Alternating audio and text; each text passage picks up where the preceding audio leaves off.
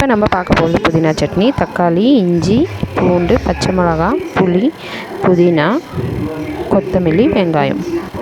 கொஞ்சம் கடாய் வச்சுட்டு எண்ணெய் போடுங்க, காஞ்ச மிளகா போடுங்க, அது கூடவே இஞ்சி போடுங்க.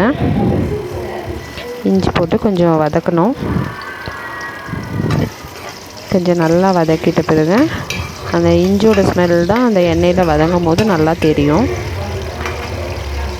நல்லா வதக்கிட்ட பிறகு கொஞ்சம் ப்ரௌன் ஆன பிறகு அதிலே பச்சை மிளகா போடுங்க. அதிலே பச்சை மிளகா போட்டு ஒரு 2 வதக்கு வருங்க. எண்ணெயில் வதக்கும் போது பச்சை மிளகா காரமாக இருந்தால் கூட கொஞ்சம் கம்மியாகிடும் காரம்.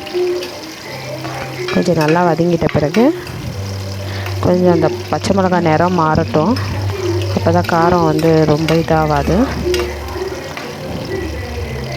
கொஞ்சம் வதக்கின பிறகு இப்போ ஆனியன் பூண்டு போடுங்க. பூண்டு போட்டு அதுலேயே வெங்காயமும் போட்டு நல்லா வதக்குங்க.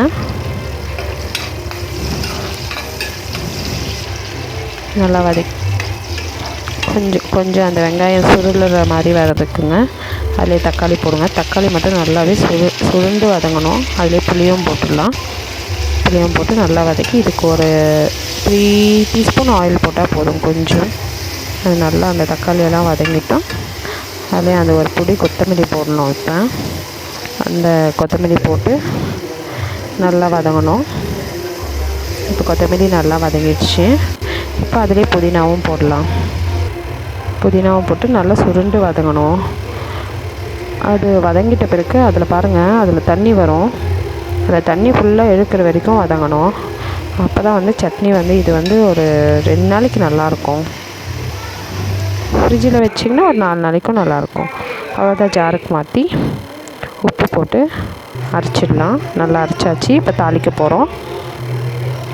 தாளிக்கிறதுக்கு கடாயில் 1 டீஸ்பூன் ஆயில் போட்டால் போதும். கடுகு, கடலைப்பருப்பு, உளுத்தம்பருப்பு, பெருங்காயம், கருவேப்பிலை, அவ்வளோதான் தாளிப்புக்கு. இது நல்லா தாளித்து நல்லா கொஞ்சம் கோல்டன் ப்ரௌனாக ஆகணும். பருப்பெல்லாம் நல்லா செவக்கணும். பெருங்காயம் போட்டு நல்லா தாளித்து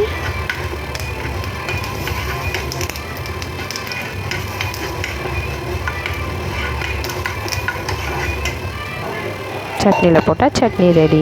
இது இட்லி, தோசை, சப்பாத்தி, கீ ரைஸ் எல்லாத்துக்குமே நல்லாயிருக்கும். ட்ரை பண்ணி பாருங்கள்.